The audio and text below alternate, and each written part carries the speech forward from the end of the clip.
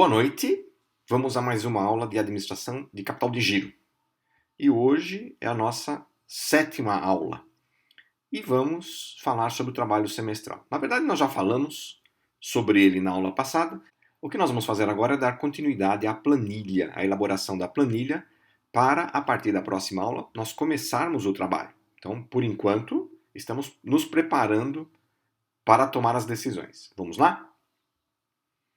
Então, primeiro, essa foi a planilha que eu passei para vocês. Tá? Isso daí chama-se fluxo de caixa.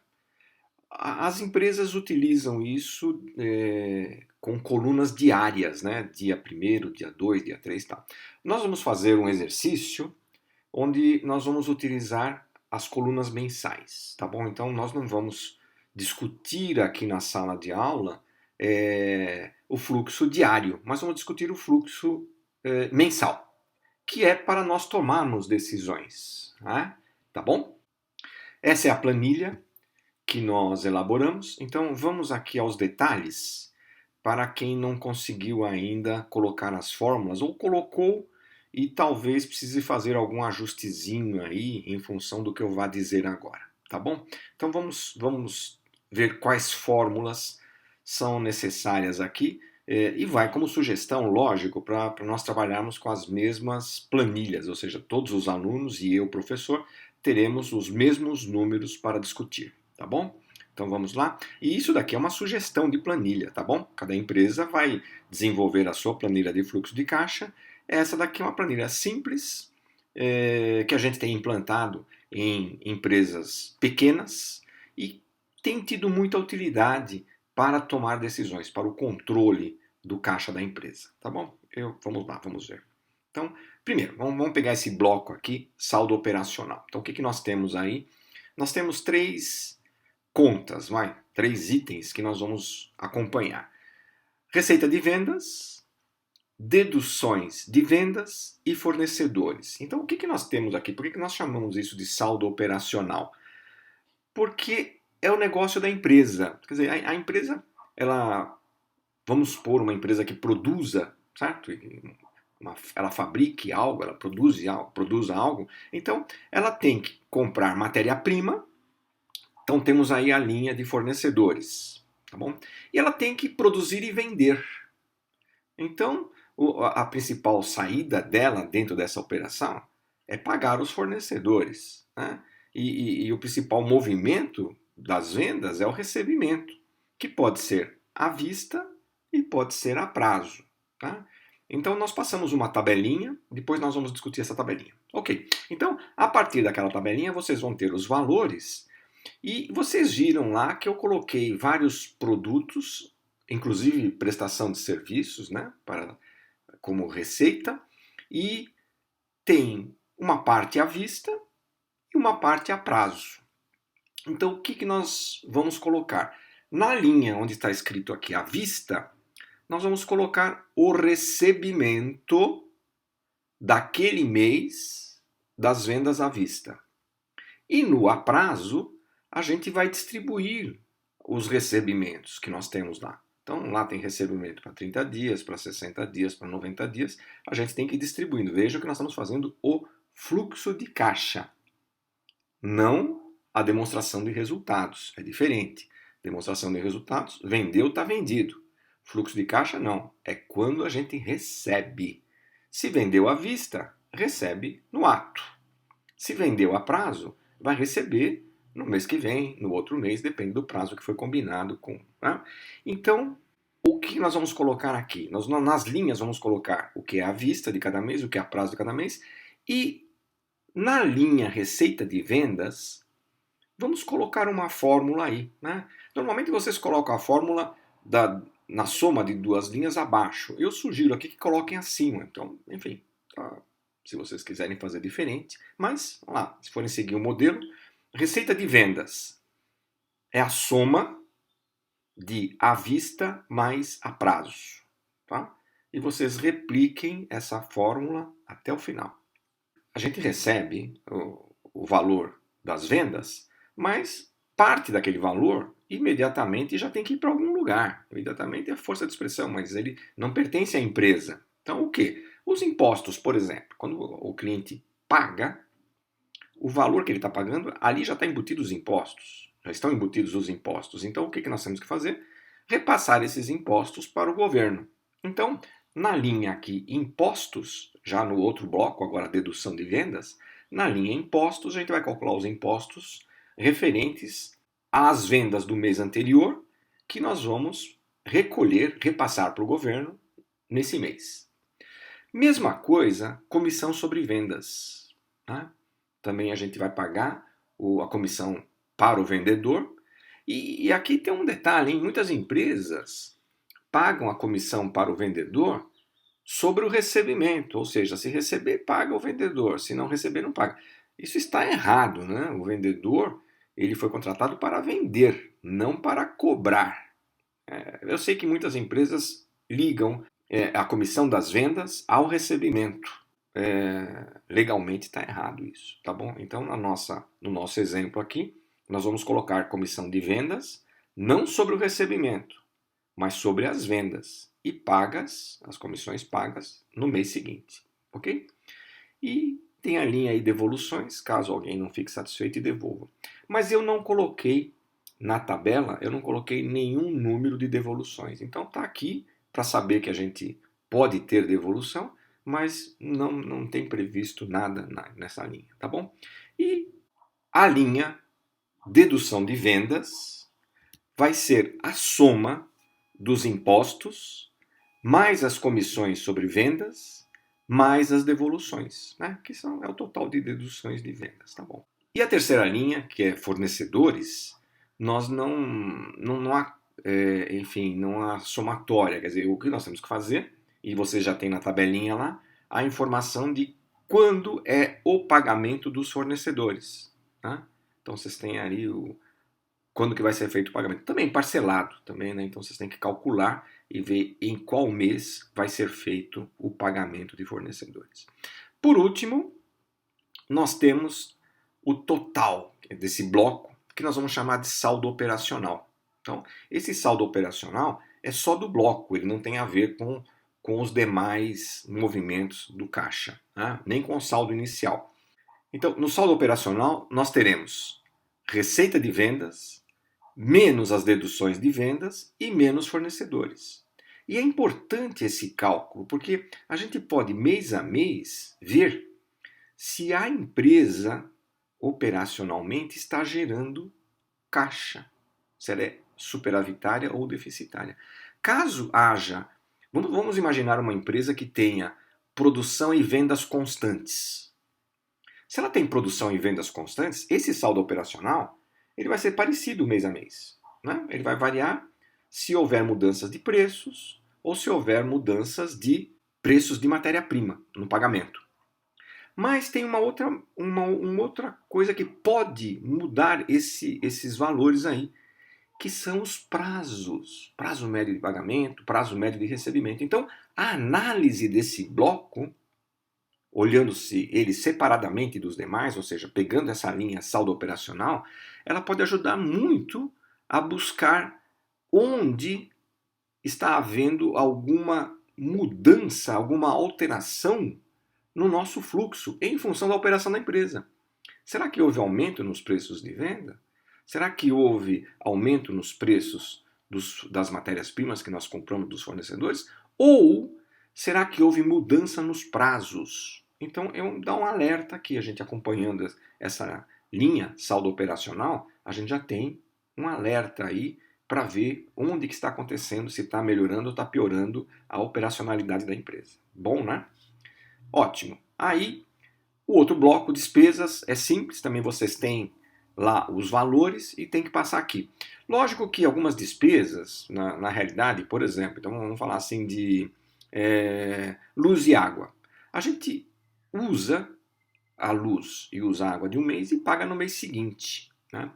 Para facilitar aqui o nosso exemplo, eu coloquei todos os pagamentos no próprio mês. Tá bom? Isso é para facilitar o nosso raciocínio, porque não é o caso aqui de a gente sofisticar e falar, não, o pagamento vai ser daí 40 dias. Não, vamos fazer no próprio mês, de tal maneira que fique fácil para a gente tomar decisões, né? Então, o total de despesas que está ali é a soma de todas as despesas. Então, vimos dois blocos, o saldo operacional e as despesas. Então, agora vamos juntar tudo e nós temos isto daqui, né? Então, nós temos saldo inicial, saldo operacional, total de despesas e saldo final. Então, vamos colocar uma fórmula ali no saldo final. Essa fórmula vai ser a seguinte: saldo inicial do mês mais a linha saldo operacional do mesmo mês menos o total de despesas do mesmo mês. E aí nós teremos o saldo final. Dá para entender, né? Se eu começar com dinheiro, eu vou gastar esse dinheiro na operacionalidade da empresa, eu vou gastar esse dinheiro com as despesas e vai ficar o saldo final. É lógico que na operacionalidade eu posso ganhar também se minhas vendas, o resultado das vendas de recebimento forem maiores do que os pagamentos, que é o que se espera. Tá bom? E este saldo final do mês será o saldo inicial do mês seguinte. Então vocês podem colocar uma fórmula ali no saldo inicial do mês seguinte sendo igual ao saldo final do mês anterior. Tá bom? E isso vocês repliquem para toda a tabela. Tá bom? Então, vamos agora ver a coluna de acumulado. A coluna. Então, nós temos as colunas dos meses, janeiro, fevereiro, março, abril, maio, junho, onde vocês colocaram os números. Bom, primeiro colocar as fórmulas, que nós discutimos aqui, depois vocês vão colocar os números, tá bom? E quais as fórmulas que vão na coluna de acumulado, tá bom? Que precisa tomar cuidado aqui. Eu sugiro que faça desse jeito que nós estamos colocando aqui, para dar certo. Porque, por exemplo, não se vai somar a linha de saldo final, por exemplo. Não se soma. Não faz sentido isso. Então, quais são as fórmulas? Primeiro, saldo inicial. Ali é igual ao saldo inicial de janeiro. Porque o que nós estamos discutindo no acumulado? A movimentação do período todinho. Então, se o período todinho é o semestre, no acumulado qual é o saldo inicial? O do início do semestre, que é o mês de janeiro. Então, o saldo inicial de janeiro. Em receita de vendas, a mesma fórmula que vocês colocaram nos meses, replique para o acumulado. Deduções de vendas, a mesma coisa, a mesma fórmula. Saldo operacional, a mesma fórmula. Total de despesas, a mesma fórmula. E saldo final, também a mesma fórmula. Então, o que vocês fizeram? Vocês pegaram todas as linhas que têm fórmulas e replicaram essas fórmulas igualzinho para a coluna de acumulado. O que sobrou? Sobrou as linhas que têm os valores. Aí sim, vocês colocam uma fórmula de soma de todos os meses. De janeiro a junho, somem tudo. E aí vocês vão ver que vai ficar direitinha a tabela. Vai bater direitinho os valores. E aí o que tem que... Como é que eu vou... O que vai acontecer? Vamos colocar aqui. Nós já temos tem que dar esse resultado que está aqui. Tá bom? Então, nós vamos começar primeiro colocando o saldo inicial de janeiro como sendo 0. Então, por quê?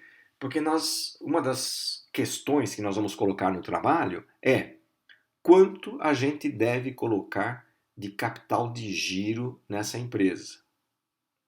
Então a gente vai começar com 0 e é lógico que talvez algum mês possa ter um saldo final negativo. Nós não colocamos ainda o bloco de bancos, portanto deixe o saldo negativo se surgir e ele vai ser o saldo inicial do mês seguinte negativo, né? Mas ao final nós terminaremos com o saldo final de 4.130, né? Tá bom? Aí vocês vão ver uma coisa interessante. O saldo inicial aqui do acumulado, lógico, vocês puseram a fórmula, vai ser igual ao saldo inicial de janeiro. E o saldo final do acumulado vai ser igual ao saldo final de junho. Vai dar igualzinho, certo? E aí vocês vão saber que está batendo. As fórmulas estão corretas, tá? Então, nós vamos partir na próxima aula destes números aqui. Então, vocês façam de tal maneira que tem que chegar nesse número, senão está errado. E aí a gente vai colocar as questões para vocês, né? Vamos partir de 3 hipóteses de colocação de capital de giro e aí depois vocês vão continuar o trabalho individualmente, cada um por sua conta, vendo, analisando e vendo quais são as consequências de colocar capital de giro em valores diferentes aí, né? Que são as 3 condições que nós já estudamos. Aqui, vamos dar algumas dicas aqui para o pessoal que ainda não fez, ou fez e não chegou nos números. Então nós temos aqui, bom, é uma parte da tabela lá das vendas, tá bom? Então nós temos as vendas dos 6 meses, eu passei isso para vocês, eu peguei aqui 2 meses, janeiro e fevereiro. Então como é que vocês vão fazer? Vocês têm na primeira coluna aqui de janeiro o total de vendas em janeiro, né? Então, motosserras vendeu 88 mil, roçadeiras 305 mil, lavadoras, peças de serviço, ou seja, o total de vendas do mês 515 mil. Mas isso daí foi vendido parte à vista e parte a prazo. Então, tem que somar essa coluna do à vista e o valor que der aí, colocar lá no fluxo de caixa, no recebimento de janeiro à vista, o total daí. E os demais totais? Bom, aí vocês vão fazer o seguinte: se janeiro vai receber esses valores aqui, olha, 28 mil, 35 mil, 30 mil, 2 mil, em 30 dias, nós vamos receber em fevereiro isto. Então, esta soma tem que ir para o fluxo de caixa de a prazo fevereiro. E março em março, abril em abril. Só que aí nós vamos para fevereiro, certo? Em fevereiro, nós temos um recebimento à vista também. Ótimo, vai no à vista. Mas o recebimento de 30 dias, que é o que está em março aqui, ele tem que ser somado com o de março de janeiro. Ali, lógico, né? Se o que eu vendi em janeiro eu vou receber em março 35 mil e 25 mil, o que eu vendi em fevereiro eu vou receber em março 20 mil, 30 mil e 2 mil. Lógico que no fluxo de caixa eu tenho que somar os dois. E isso vocês têm que fazer com todos os meses, tá bom? Para dar certo. Então vocês têm que fazer uma tabelinha à parte e somar os valores e colocar lá no fluxo de caixa só o total do que vocês chegaram. Outra coisa importante, os impostos.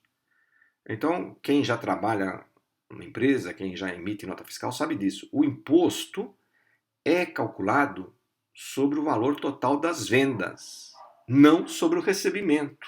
Então, se em janeiro eu vendi 515 mil, os impostos recolhidos serão sobre 515 mil, que são os 10%.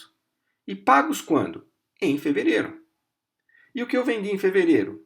335 mil. Impostos, 10% sobre 335 mil. Pagos quando?